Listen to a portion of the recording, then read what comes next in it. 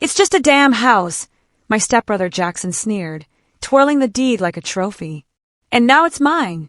My name is Talia Rowan, and I was 22 years old when I found out he'd sold something that wasn't his to sell. The Ancestral home was worth $20 million. It stood on pristine mountain land that had been in my family for 3 generations. But more than the money, it was the last real gift my father ever gave me. My mother called me crying that morning. She said Jackson had cleared out the property and sold it to some investor. She didn't know the details. She didn't know he'd forged my signature on the documents. She didn't know this would become the biggest betrayal of my life. I sat in my apartment staring at my phone, trying to understand. My stepbrother had stolen my future, and I was about to take everything from him. My father died when I was 18. He was hiking in the mountains near the house when he had a heart attack. By the time they found him, it was too late. At his funeral, people kept telling me it would get easier. It didn't. The only place I felt close to him was at that house. It was where we'd spent summers reading books on the porch, where he taught me to fish in the lake, where he held my hand and told me I was stronger than I believed. That house wasn't just wood and stone. It was my father's love, preserved in every room. When he died, he left it to me in his will. I was supposed to inherit it when I turned 25, but Jackson had other plans. He'd sold my memories. He'd sold my inheritance. He'd sold the only place where I still felt my father's presence. 3 weeks after my mother's call, Jackson threw a backyard barbecue. Everyone was there. My mother, extended family, friends. He was showing off, wearing a brand new expensive watch. He'd parked a luxury car in the driveway. During dinner, someone asked him about the house. He grinned. "Sold it," he announced. "Bought myself a new car and paid off some debts." My aunt asked how much he'd gotten. He leaned back, enjoying the attention. "Enough to be happy," he said. Later, when I cornered him, he admitted the truth. He'd used the money to pay $50,000 in poker debts. The rest he'd blown on partying in his new car. $50,000 in gambling debts. And he destroyed my life to cover it. My father, Marcus Rowan, was nothing like Jackson's father. My dad was kind and thoughtful. He spent his career helping people. Jackson's father, Thomas, had been different. He was aggressive, competitive, always pushing Jackson to be ruthless. When my father died and my mother married Thomas 3 years later, things changed. Thomas brought Jackson into the house. Jackson was 20 years old, bitter, angry about everything. He immediately started resenting me. He resented that my father had left me money. He resented that I was the favorite. He resented that I had something he wanted. The house became his obsession. He'd ask my mother why she didn't sell it, but my mother always refused. She said it was sacred. It belonged to me. Jackson couldn't accept that. For 4 years, Jackson made his feelings clear. Every family dinner, he'd mention the house. My mother would shut him down every time. But I noticed something darker. He started drinking more, going to casinos, borrowing money from our mother and never paying it back. By the time I turned 22, he was deeply in debt. His gambling had become an addiction. He owed money to dangerous people, and he decided the easiest solution was to steal from me. He'd forged documents. He'd created fake signatures. He'd worked with a man named Royce Maddox, a businessman connected to organized crime. Together, they pulled off the theft of my life, and they thought they'd get away with it. I drove to the house 3 days after Jackson's barbecue. What I found destroyed something inside me. The house had been ransacked. Furniture was gone. Pictures had been torn down, leaving white rectangles where they'd hung. In the garage, I found garbage bags full of things, my childhood drawings, letters my father had written me, photographs. They were just trash to Jackson. He'd thrown away the pieces of my life he couldn't sell. I walked through every room. The kitchen where my father made pancakes. The living room where we watched movies. My bedroom, now empty except for the bed frame. The tears wouldn't come. I was too angry, too betrayed. I sat on the floor of my father's bedroom and just breathed. That's when I saw it, an attic door in the ceiling that I'd forgotten existed. The attic was dusty and filled with old boxes. I didn't know what I was looking for. I was just moving things around. Then I found it. On a wooden beam, someone had written my name in marker. Below that, a sealed envelope. The handwriting was my father's. "Talia," it said. "Open on your 21st birthday." I turned 22 last month. I'd completely forgotten. My hands shook as I opened it. Inside was a notarized document. A trust deed. My father had legally transferred the house to me when I was 18. The deed was signed, dated, and completely official. It said clearly that I was the sole owner. The trust stated that the house could not be sold without my direct signature. Jackson's sale was completely illegal. He committed fraud. I read it 5 times. Each time, the words stayed the same. I took photographs of every page. I put the original in a plastic bag. My heart was racing. This was proof. This meant I could fight back. This meant I could win. I called a lawyer that night. Her name was Patricia Baldwin, and she specialized in family law and property fraud. I explained everything. I told her about the house, the trust deed, Jackson's forged signature. She listened carefully. When I finished, she was quiet for a moment. Then she said, "You have a very strong case. What do you want to do?" I told her the truth. I wanted justice. I wanted my house back.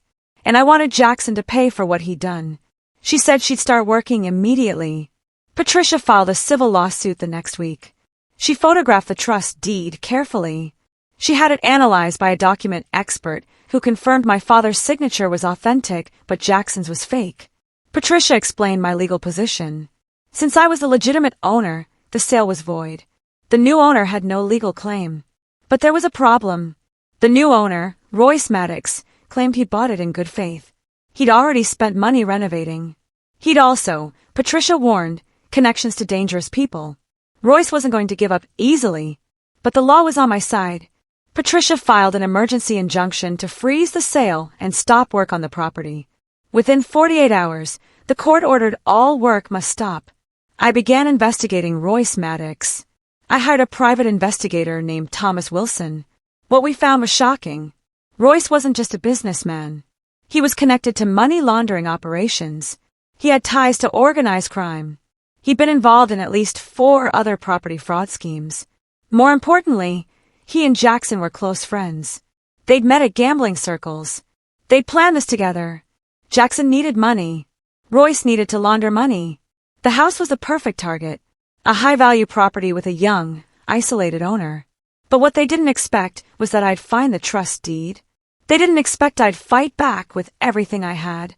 2 weeks after the injunction, I received a message on my phone from an unknown number. "Drop it, or next time, we'll bury more than your memories."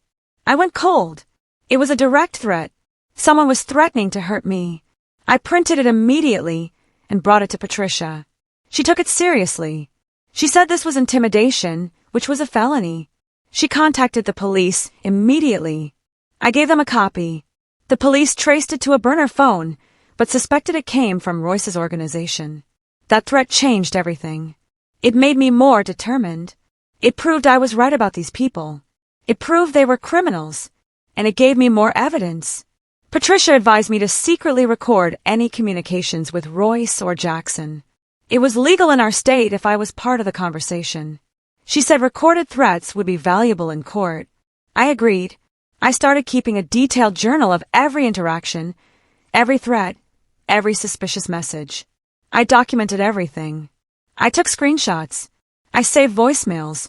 I was building a fortress of evidence. One night, Jackson called me drunk. He wanted to negotiate. He wanted me to drop the lawsuit in exchange for money. He offered me $200,000. I told him no. I recorded the entire call. In that recording, he basically admitted to forging my signature. He said, "Come on, I needed the money. Just take the $200,000 and we can all move on."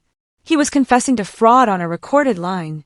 As Patricia and I reviewed documents, we discovered something darker. Jackson had been forging other documents too. He'd been accessing my mother's bank accounts without permission, taking money from her retirement fund, using her credit lines.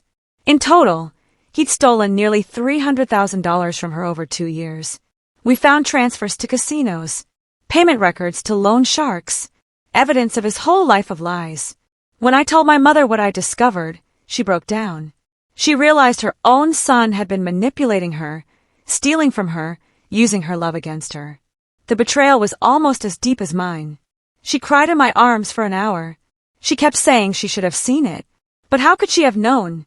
Jackson was good at lying. Patricia and I spent weeks building our case. We organized every document. We created a timeline. We showed exactly how Jackson and Royce had committed their fraud.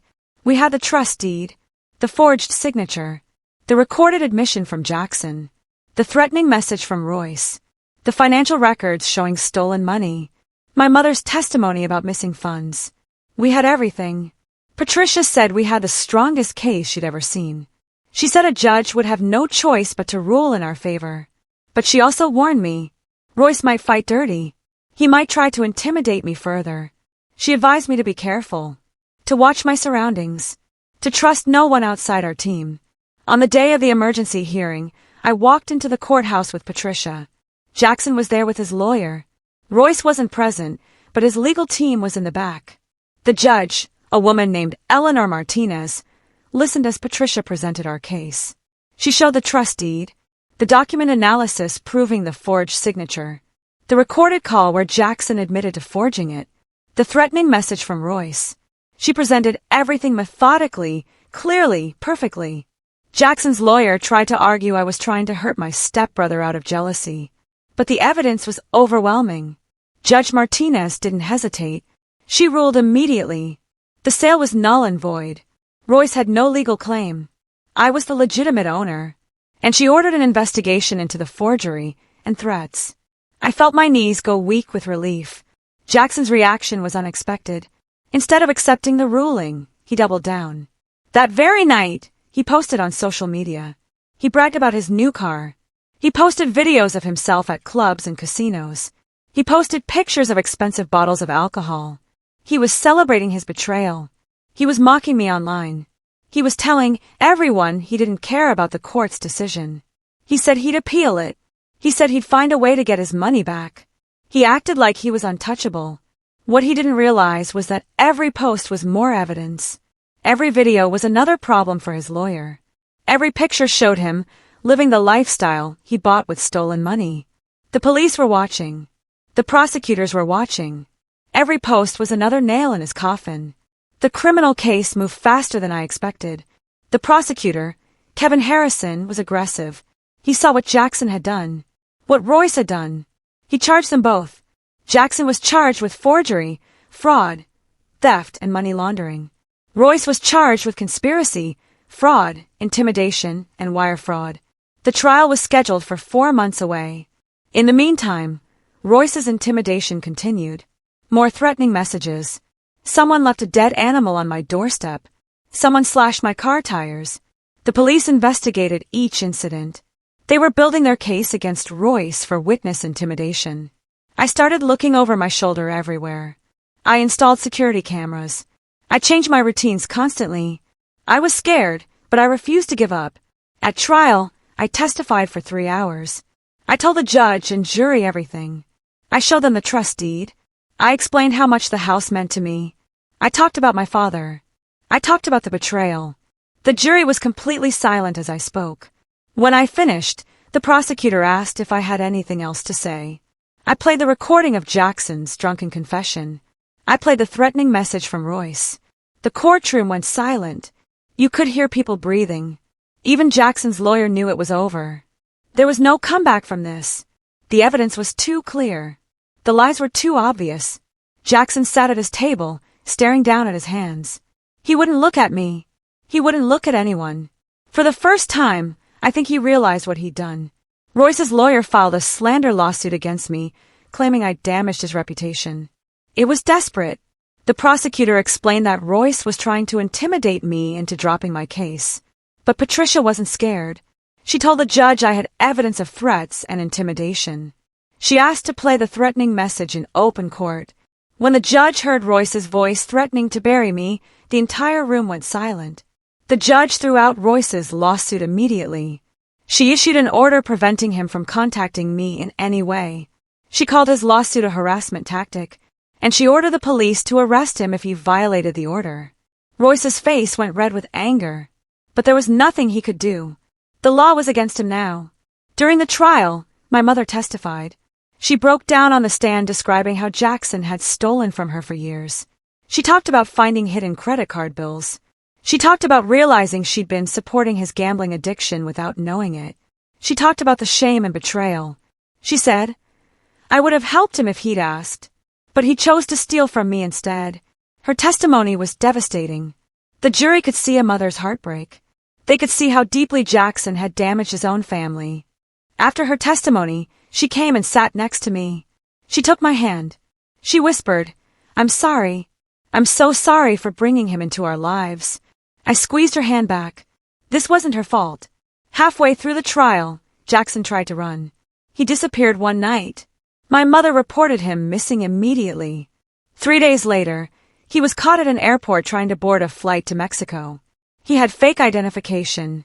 He had $40,000 in cash he'd stolen from our mother's safe. He was arrested at the airport gate. The police found the fake IDs. They found the cash. He'd been planning to disappear. The judge revoked his bail. He was held in custody until the trial ended. When they brought him back to court, he looked different. Smaller. His expensive clothes were gone.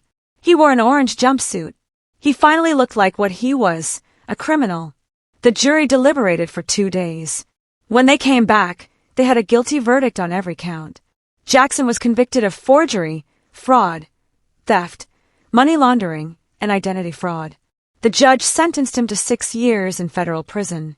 He was also ordered to repay every dollar he'd stolen from me, from my mother, from the property. The restitution was nearly $4 million.